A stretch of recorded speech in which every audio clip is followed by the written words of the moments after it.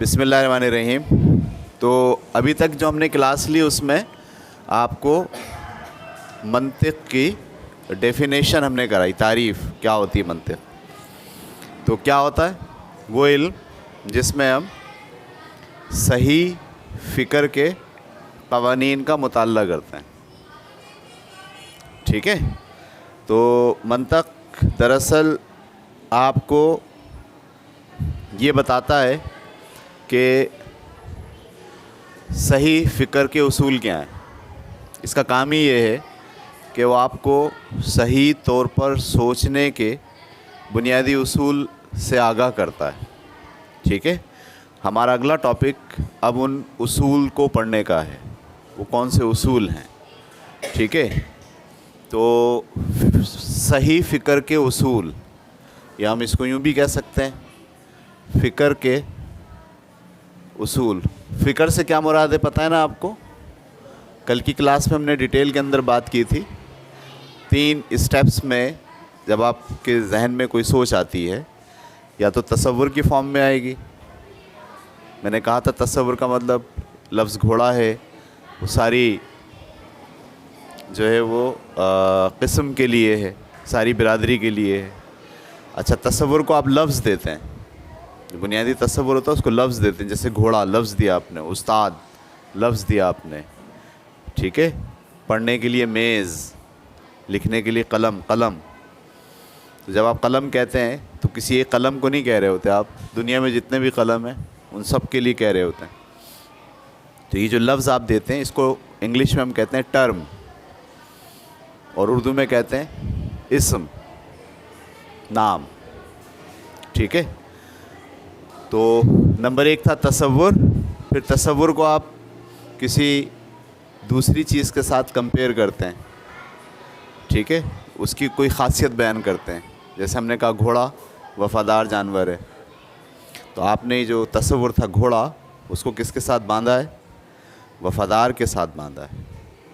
तो जब आप इस तरह से उसी एक तसव्वुर को किसी खुसूसियत के साथ मिलाकर बयान करते हैं तो इसको आप कहते हैं तस्दीक़।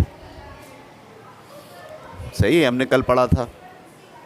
फिर जब 2 तस्दीक़ात को सामने रखकर तीसरी बात निकालते हैं उसे हम कहते हैं इस्तदलाल। तो ये 3 मरहले होते हैं, इन्हीं 3 मरहलों को आप क्या कहते हैं? फ़िक्र। सही। तो अब हम पढ़ने जा रहे हैं फ़िक्र के उसूल। तो फ़िक्र के बहुत सारे उसूल हैं। उसमें से कुछ उसूल जो हैं वो फंडामेंटल हैं, बुनियादी हैं, और कुछ उसूल उसी बुनियाद से फिर निकाले गए हैं। ठीक है, तो चंद उसूल फंडामेंटल हैं और चंद उसूल उसी फंडामेंटल से तशरीह किए हुए हैं। तो जो चंद फंडामेंटल उसूल हैं, पहले हम उन चंद फंडामेंटल उसूलों का मुताल्ला करेंगे कि सोचने के लिए वो बुनियादी तौर पर 4 उसूल क्या हैं जिसकी बुनियाद पर सही सोचा जाता है। जिसमें से एक उसूल तो मैं पहले बता चुका हूँ आपको कि 2 मुतनाक़िज़ खुसूसियात किसी एक ऑब्जेक्ट में एक ही वक्त में नहीं हो सकती, ये बता चुका हूँ मैं, लेकिन अभी हम दोबारा से इसको तफसील से पढ़ेंगे। तो पहला उसूल, 4 उसूल हैं, 4 में से आज हम पहला उसूल पढ़ रहे हैं। इस उसूल को कहते हैं उसूल ऐनियत।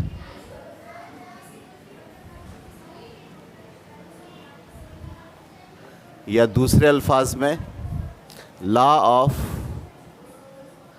आइडेंटिटी।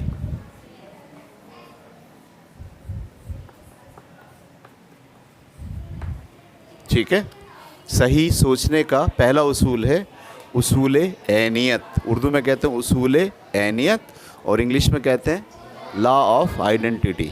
ये उसूल क्या है? ये उसूल कहता है, ये उसूल कहता है या बताता है हमें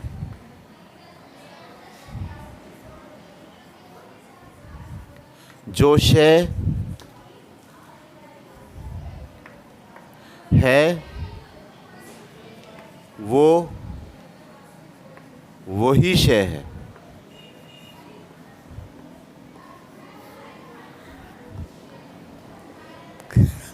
अजीब सी बात है। जो शय है वो वही है जो कि वो है। एक कुत्ता कुत्ता ही है, एक बिल्ली बिल्ली ही है, एक चूहा चूहा ही है, एक मेज़ मेज़ ही है। सादा सा उसूल है बड़ा। जो शय है वो वही शय है। अगर आप कह रहे हैं बिल्ली, तो बिल्ली दरअसल बिल्ली ही है, कुछ और नहीं है। अगर आप बोल बिल्ली रहे हो और दिमाग में आपके एक शेर है, बोल क्या रहे हो? बिल्ली। और किसको बोल रहे हो बिल्ली? शेर को। तो आप दरअसल बिल्ली को बिल्ली बयान नहीं कर रहे, बल्कि शेर को बिल्ली बयान कर रहे हैं। तो आप इस उसूल को तोड़ रहे हैं। जो शय आप बोल रहे हैं वो शय वही होनी चाहिए जो आप बोल रहे हैं। नहीं होता ऐसा। समझ रहे हैं आप? ये बात आपको समझनी चाहिए। इसको आप आम अल्फाज में मैथ की ज़बान में कैसे लिख सकते हैं? अगर ए का मतलब कोई एक चीज़ बी है, अगर ए बी है तो वो बी है, फिर वो सी डी ई एफ नहीं हो सकती। अगर वो बी है, कोई चीज़ बी है, तो फिर वो क्या है? इंग्लिश में ऐसे लिखेंगे इसको, उर्दू में किताबों में ऐसे लिखा जाता है। अगर अलिफ, यहाँ ए की जगह मैंने क्या लिख दिया? अलिफ बे है, तो वो फिर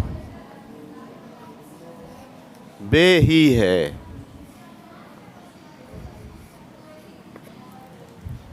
ये है बुनियादी उसूल। इसे कहते हैं उसूल ऐनियत। यानी जब आप कोई बात करेंगे तो जिस चीज़ के बारे में आप बात कर रहे हैं वो चीज़ वही होनी चाहिए जिसके बारे में आप बात कर रहे हैं। ऐसा नहीं कि आप बात तो बिल्ली के बारे में कर रहे हैं, लेकिन असल में आपके दिमाग में कौन है? शेर है। तो आप दरअसल शेर को बिल्ली बयान कर रहे हैं, हालांकि ऐसा नहीं है। अगर बिल्ली बयान कर रहे हैं तो वो क्या होगी? फिर वो बिल्ली ही होगी। अगर बिल्ली जो है वो बिल्ली ही होगी।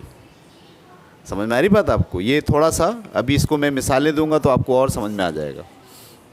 ये उसूल कहता है कि अगर हम किसी शय के मुताल्लिक़ किसी सिफ़त का इकरार करें कि भाई इस शय की ये सिफ़त है, ये ख़ासियत है, तो फिर हम उस ख़ासियत का जिसका हमने इकरार कर लिया है उसकी तरदीद नहीं करें। इकरार कर लिया है बिल्ली जानवर है, इकरार कर लिया कि बिल्ली क्या है। अब बिल्ली को हम जानवर के बजाय बदरू मान लें। बिल्ली को क्या मान लें? बदरू। अक्सर मानते हैं लोग। रात को अगर काली बिल्ली आ जाए तो कहते हैं ये बिल्ली नहीं है, ये क्या है? बदरू है। तो बिल्ली बिल्ली है या बिल्ली बदरू है? अगर आप ये कह रहे हैं कि ये जो बिल्ली है ये बदरू है, तो दरअसल आप क्या कर रहे हैं? इस उसूल ऐनियत को तोड़ रहे हैं। अपनी फ़िक्र में, अपनी सोच में उसूल ऐनियत के ख़िलाफ़ जा रहे हैं कि आप बिल्ली को बिल्ली मानने के लिए तैयार, आप बिल्ली को कुछ और मान रहे हैं। समझ रहे हैं आप?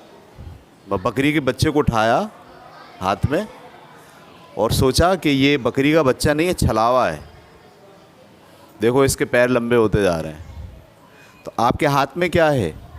बकरी है। क्या वो बकरी? उसको मान क्या रहे हैं? छलावा। बकरी बकरी है या बकरी छलावा है? हम कहें नहीं बकरी छलावा है। तो दरअसल हम क्या कर रहे हैं, अब हम ये फ़िक्री गलती कर रहे हैं, हम अपनी सोच में, अपनी गुफ्तगू में उसूले ऐनियत की खिलाफ वर्जी कर रहे हैं। ये बात समझ में आ रही है आपको या नहीं आ रही? इसी तरह से जैसे मैं आपसे बहस करूं लफ्ज़ शराब पे, तो शराब से मेरी मुराद कौन सी शराब है जो शरीयत में हराम करार दी गई है। तो शराब वही शराब है जो शरीयत में हराम करार दी गई है, सही है? तो शराब शराब है।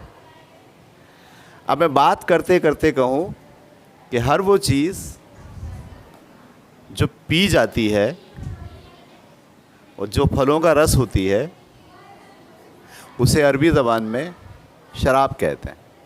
और बात करते करते मैं गन्ने के जूस को भी शराब कह दूं, तो मैंने दरअसल गन्ने के जूस को अरबी में पीने वाली चीज़ लेके क्या बोल दिया। तो जो मेरी बहस हो रही थी, जो बातचीत हो रही थी, तो क्या मैंने शराब को शराब माना है? नहीं, मैं अपनी बात से हट गया। मैं शराब को उस शराब के तौर पर नहीं ले रहा जो इस्लाम में हराम करार दी गई है, बल्कि मैं शराब को किसके तौर पर ले रहा हूँ? हर पी जाने वाली चीज़ को अरबी ज़बान में क्या कहते हैं? तो आप दरअसल जब गुफ्तगू करते हैं या जब सोचते हैं, तो जिस चीज़ को आप फोकस कर रहे हैं वो चीज़ पूरी गुफ्तगू के दौरान वही रहनी चाहिए।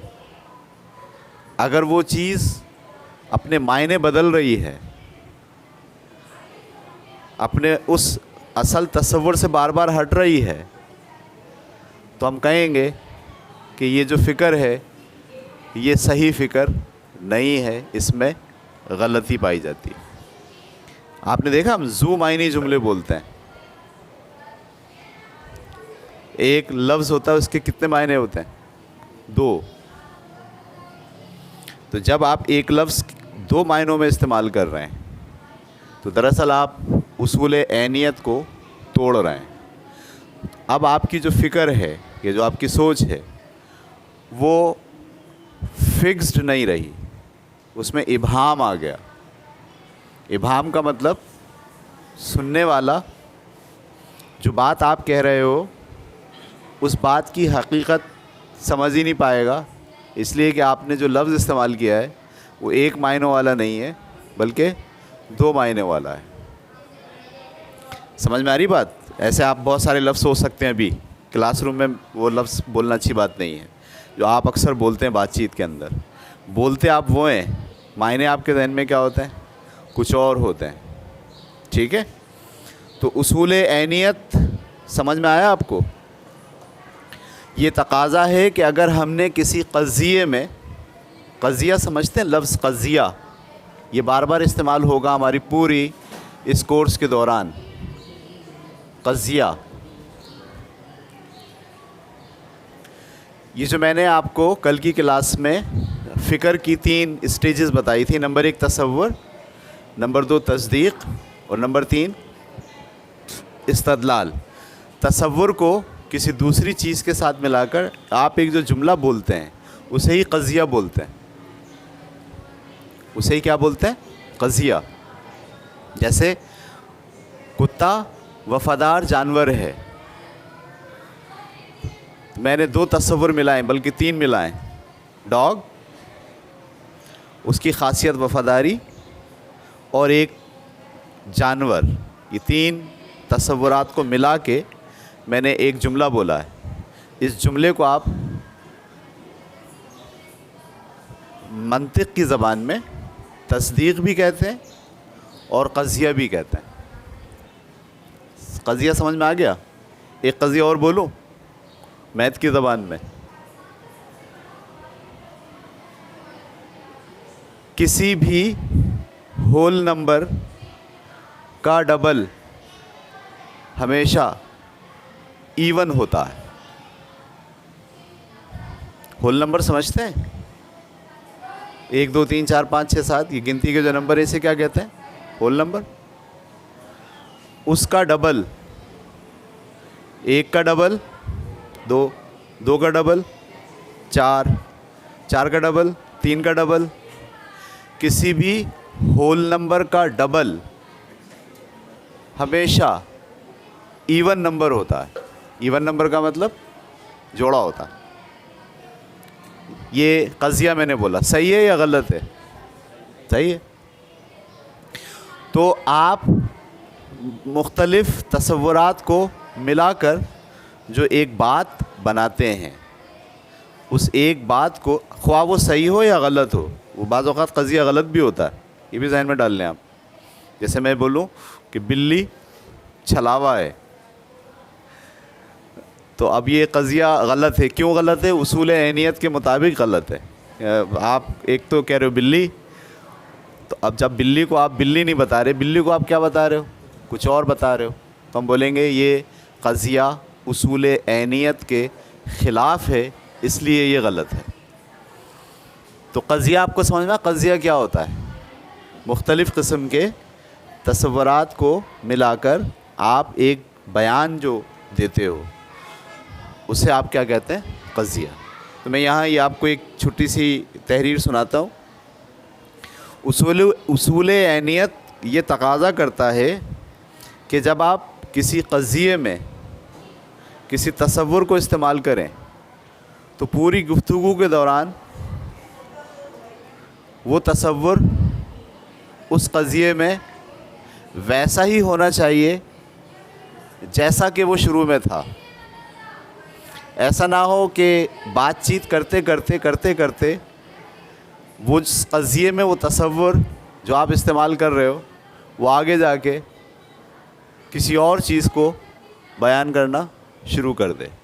जैसे मैं ये कहूँ कि शराब हराम है, यहाँ से शुरू करूँ बात, सही है, और उसके बाद में मिसालें दूँ, दलाइल दूँ, और दलाइल देते देते वापस मैं आगे कहूँ ऐसे तो हम जो है वो गन्ने के रस को भी हराम कर देंगे। बोला क्यों भाई, उसको हराम क्यों कहेंगे? क्योंकि वो भी शराब है।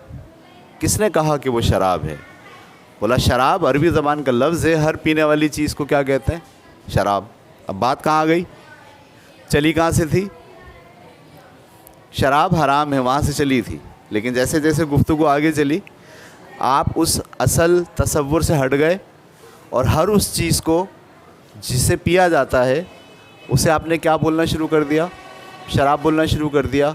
तो दरअसल इस पूरे कज़िये में या इस पूरी गुफ्तगू में आप जो जिस तसव्वुर को बयान कर रहे हैं उसके होने से आप हट गए। यानी जो शय है वो वही शय है जो आपने स्टार्ट में तसव्वुर की हुई है। समझ में आ रही बात? तो उसूल ऐनियत इसे कहते हैं। इसमें आप ये समझ लीजिए कि हर तसव्वुर और हर कज़िये का मतलब समझ रहे हैं आप? बयान का मफ़हूम मुतय्यन होना चाहिए, ज़ू मायने बात ना हो। आपकी फ़िक्र के अंदर जिस चीज़ को आप बयान कर रहे हैं वो चीज़ वही होनी चाहिए जो कि वो है। ऐसा ना हो कि गुफ्तगू के दौरान, बातचीत के दौरान वो चीज़ वो ना रहे जो वो है, बल्कि वो चीज़ कुछ और हो जाए जो वो नहीं है। ठीक है, ये है उसूल ऐनियत। अगर हमने अपनी बात के दौरान उसूल ऐनियत को शामिल नहीं रखा तो लाज़मी तौर पर हमारी गुफ्तगू इबहाम का शिकार होगी। इबहाम किसे कहते हैं? वो सही कम्युनिकेट हो ही नहीं पाएगी। हम बोल कुछ रहे होंगे, कहना कुछ और चाह रहे होंगे, कह कुछ और रहे होंगे, और दूसरा आदमी उसको कुछ और तरीक़े से समझ रहा होगा। सही है? ये आजकल फेसबुक पर मैं आपको टास्क दे रहा हूँ, जब आप फेसबुक देखते हैं उसमें बहुत सारी पोस्ट करते हैं लोग। अब आपको करना ये है कि हर पोस्ट को स्टडी करना है और देखना है कि क्या उसमें उसूल ऐनियत इम्प्लीमेंट है या उसूल ऐनियत इम्प्लीमेंट नहीं है। आप हैरान होंगे कि बहुत सारी पोस्टों में आपको दिखना शुरू हो जाएगा कि इसमें उसूल ऐनियत नहीं है। सही है। जैसे मैंने एक पोस्ट पढ़ी, शानदार घर में तो सभी रहते हैं, शानदार घर में तो सभी रहना चाहते हैं, असल बात तो जब है जब किसी के दिल में रहें।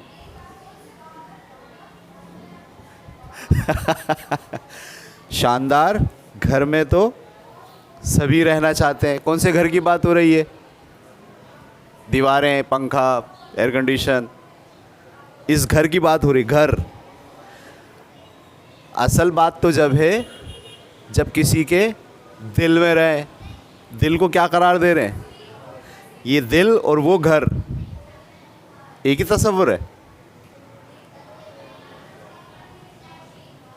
कितनी खतरनाक गलत फिक्र है ये।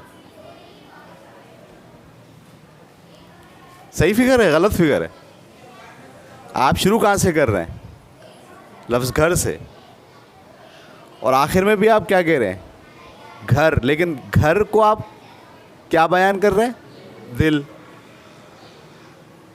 तो क्या घर को दिल बयान किया जा सकता है? नहीं। जब आपने शुरू की बात शानदार घरों में तो सब रहना चाहते हैं, तो सबकी सोच कहाँ से ली गई है? उस घर में खूबसूरत सोफ़े लगे हुए हैं, एयर कंडीशन लगा हुआ है, और आगे जाके क्या कह रहे हैं? असल बात तो जब है जब किसी के दिल में रहे। तो वो वाला घर और ये वाला दिल, आप घर को दिल और दिल को घर कह रहे हैं। इसमें उसूल ऐनियत के ख़िलाफ़ है। दिल दिल ही है और घर घर ही है। घर दिल नहीं हो सकता और दिल घर नहीं हो सकता।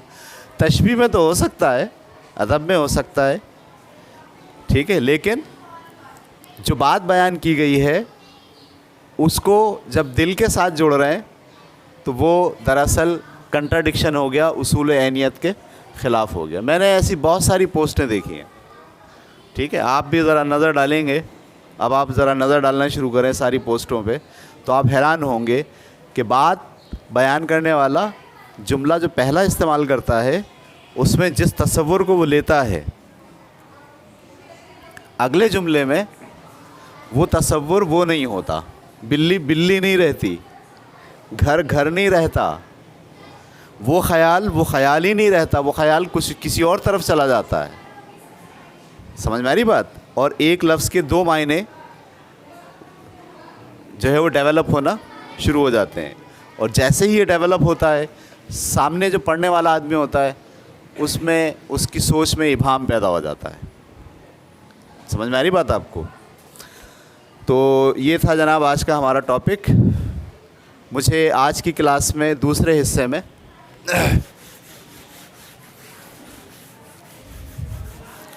प्रॉब्लम सॉल्विंग, यानी मैंने आपसे कहा था कल की क्लास में कि हर पीरियड के अख्ताम में हम आपको कुछ ना कुछ प्रॉब्लम देंगे। तो वो प्रॉब्लम जब आप हल करने बैठते हैं तो हल कैसे करते हैं? किसी भी प्रॉब्लम को हल करने के लिए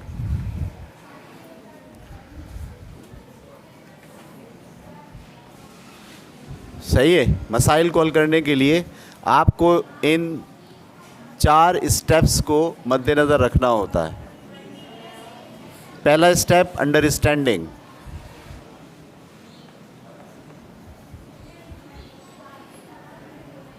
अंडरस्टैंडिंग का मतलब जो सवाल आपको दिया गया है क्या आपको समझ में आ गया है? मसले को जब तक आप अंडरस्टैंड नहीं करेंगे वो आपसे हल भी नहीं होगा। याद रखना, 50% मसला हल जब होता है जब वो मसला आपको समझ में आता है। अगर वो मसला आपको समझ में ही नहीं आया तो हल तो आप भूल जाइए उसका। तो जो पहला मरहला होता है उस मरहले में आप क्या करते हैं, अंडरस्टैंड करते हैं उस मसले को।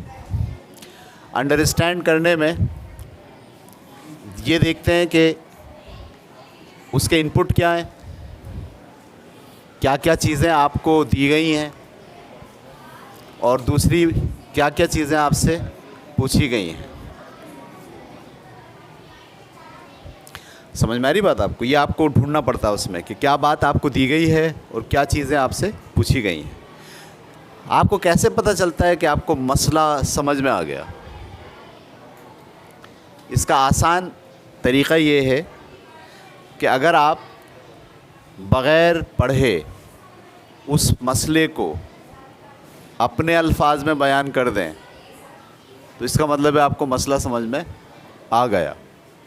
और अगर आप सवाल को या मसले को पढ़े बग़ैर उसे अपने अल्फाज में बयान नहीं कर पा रहे तो इसका मतलब है आपको मसला समझ में नहीं आया। जैसे कल हमने आपको मसला दिया था कि एक लड़के काशिफ को कहा गया है कि वो 8 मुरब्बे बनाए बटन्स के। 8 क्या बनाए? मुरब्बे। मुरब्बे का मतलब चौकोर। जब चौकोर वो बना रहा था तो पहला उसने चौकोर ऐसे बनाया, दूसरा चौकोर कैसे बनाया, 3 बटन ऐसे रखे, 3 बटन ऐसे रखे और 3 बटन। चौकोर किसे कहते हैं? जिसमें ये वाली चौड़ाई और ये वाली लंबाई सब क्या हो, बराबर हो। अगला चौकोर कैसे बनाएगा? 4 बटन रखेगा,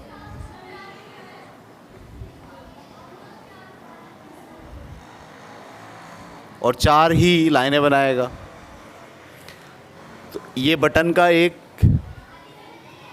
चौकोर है, ये मुरब्बा है, ये दूसरा मुरब्बा है, ये तीसरा मुरब्बा है। ऐसे उसको कितने बनाने हैं? 8 बनाने हैं। स्क्वायर 8 स्क्वायर बनाने बटन्स के ज़रिए। उसे टोटल कितने बटन चाहिए होंगे? ये हमारा था सवाल। जब आप इसको अंडरस्टैंड करने जाते हैं तो आप सबसे पहले क्या कहते हैं? इनपुट। क्या आपको बताया गया है? आपको ये बताया गया है कि बटन इस्तेमाल करने, ये बताया गया है। और क्या क्या बताया गया है? स्क्वायर बनाने, ये बताया गया है। कितने स्क्वायर बनाने? 8 स्क्वायर बनाने, ये बताया गया है। ये सब बताया गया है, ये इनपुट है। आउटपुट क्या है? आपसे पूछा गया है कि जो 8 स्क्वायर बनेंगे इसमें टोटल कितने बटन इस्तेमाल करना होंगे। मसला समझ में आ गया? कैसे पता चला मसला समझ में आ गया? क्या आप ये मसला बयान कर सकते हो? जी हाँ, आप ये मसला बयान अगर कर सकते हो अपने अल्फाज में तो आपको ये मसला समझ में आ गया। कौन बयान करेगा? जी हुज़ैफ़ा। 8 स्क्वायर बनाने, ये मसला है। पहला डब्बा जो है वो कितने बटन्स पर मुश्तमिल है? 4 पे। दूसरा डब्बा 9 पे। तीसरा डब्बा 16 पे। तो दूसरा स्टेज होता है प्रॉब्लम हल करने के लिए प्लान। अब आप बनाते हैं प्लान कि मैं इसको कैसे हल करूँगा। आप देख रहे हैं कि पहले स्क्वायर में कितने? 4। दूसरे में कितने? तीसरे में कितने? फिर इस पे गौर करते हैं आप तो आपको पता चलता है ये 2 का स्क्वायर है, ये 3 का स्क्वायर है, ये 4 का स्क्वायर है। अगला किसका स्क्वायर होगा? 5 का। 5 का स्क्वायर क्या होगा? ये चौथा डब्बा होगा जिसमें कितने बटन लगेंगे? 25। उसके बाद कौन सा? 36। ये प्लान कर रहे हैं अब आप। समझ में आ रही बात आपको?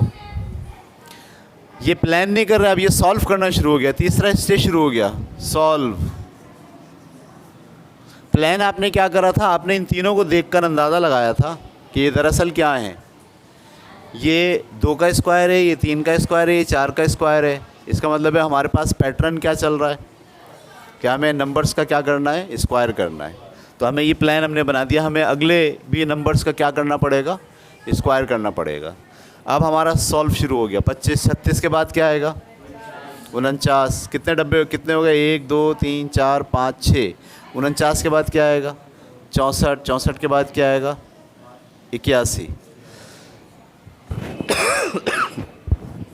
अब आप इन सबको ऐड करेंगे तो पता चल जाएगा कि काशिफ को 8 स्क्वायर बनाने में टोटल कितने बटन चाहिए होंगे। क्लियर हो गई बात आपको। और चौथे नंबर पे आप करते हैं चेक। क्या करते हैं, यानी जब आपने सॉल्व किया है तो इसको चेक कर लें, किसी एक को भी चेक कर लें। 36 है, इसको चेक कर लें। 36 में आप क्या करेंगे, 6 बटन ऐसे रखेंगे और लाइनें भी कितनी बनाएंगे, 6। तो अब आप देखिए क्या चौकोर बनता है। जी हाँ, एक और चौकोर बनेगा। तो ये 4 स्टेप से आपको किसी भी प्रॉब्लम को हल करने के लिए अपने जहन को गुजारना पड़ता है। सबसे पहले अंडरस्टैंडिंग, कि आप ये देखते हैं कि आपको बात समझ में आई है या नहीं। उसके बाद प्लान, आप ये सोचते हैं क्या प्लान इख्तियार किया जाए, कैसे मैं इसको हल करूँगा। फिर आप उस हल की तरफ बढ़ते हैं। बाज़ हल ज़हनी होते हैं सिर्फ, बाज़ हल कापी पे करने पड़ते हैं। जैसे ये वाला हल किस पे करना पड़ा है, कापी पे। और फिर आखिर में आप क्या करते हैं, जो आपने रिज़ल्ट्स निकाल लिए हैं जवाब, उसे चेक करते हैं कि आया वो सही भी है या सही नहीं है। क्लियर हो गई बात आपको।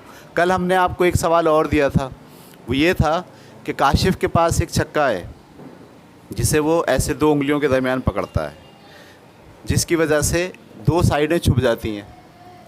बाकी कितनी साइडें होती हैं, उन 4 साइडों पे नंबर हैं। तो बताइए उन सबको गिन के को कितने नंबर आएंगे। सवाल समझ में आ गया,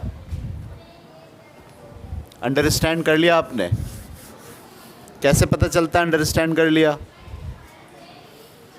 हम उसे दोबारा से बयान कर सकते हैं। काशिफ के पास एक छक्का है जिसको उसने 2 उंगलियों के दरमियान पकड़ा है, अंगूठे और उंगली के दरमियान, जिससे 2 साइडें छुप गई हैं और 4 साइडें मौजूद हैं।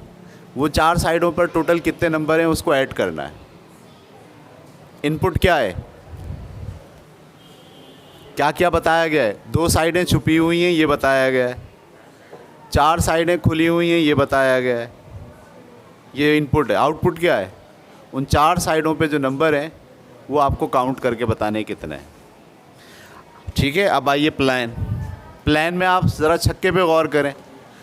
जब आप छक्के पे गौर करते हैं तो आप पर हैरानकुन इंकशाफ होता है कि छक्के की अपोजिट साइड पर जो भी नंबर लिखे होंगे उनको जब भी आप जमा करेंगे तो 7 आएगा।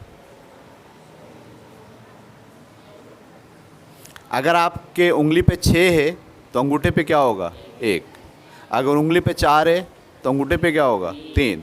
अगर उंगली पे 5 है तो अंगूठे पे क्या होगा, 2। चेक करना अब आप घर जाके। यानी आमने सामने वाली साइड के नंबर्स का मजमुआ हमेशा कितना होता है, 7। क्लियर। अब ये बताइए, अगर आमने सामने वाली साइड का मजमुआ 7 होता है तो पूरे छक्के के तमाम नंबर्स कितने होंगे, 21। ऐसा ही है, क्योंकि ऐसे आपने पकड़ा 2 साइडें आ गई। टोटल साइडें कितनी हैं, जब 2 साइडों में 7 हैं, 2 साइडों में 7 हैं, 2 साइडों में 7 हैं, तो टोटल कितने हो गए। अब जब भी आप पकड़ोगे ऐसे कितने नंबर छुपेंगे, 7 छुपेंगे और दिखेंगे कितने।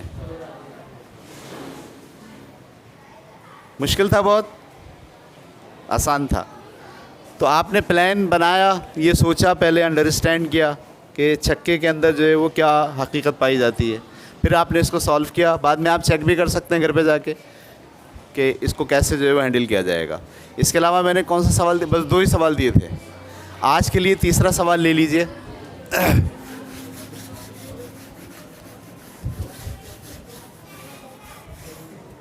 तीसरा सवाल आज के लिए ले लें। काशिफ के जहन में एक नंबर है,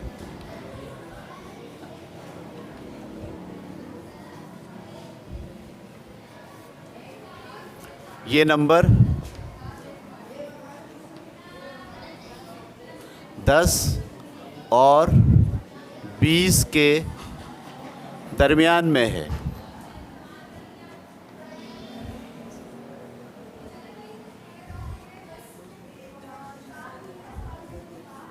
दस और 20 के दरमियान में है।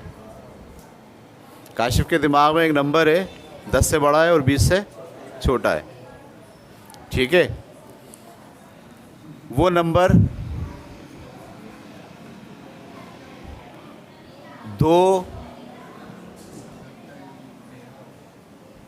दो गिनने से और 3 गिनने से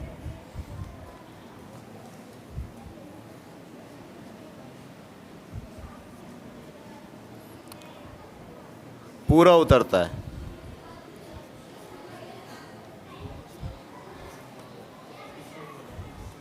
नंबर बताएं।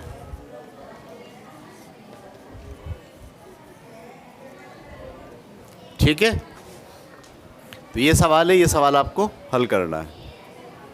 चलें।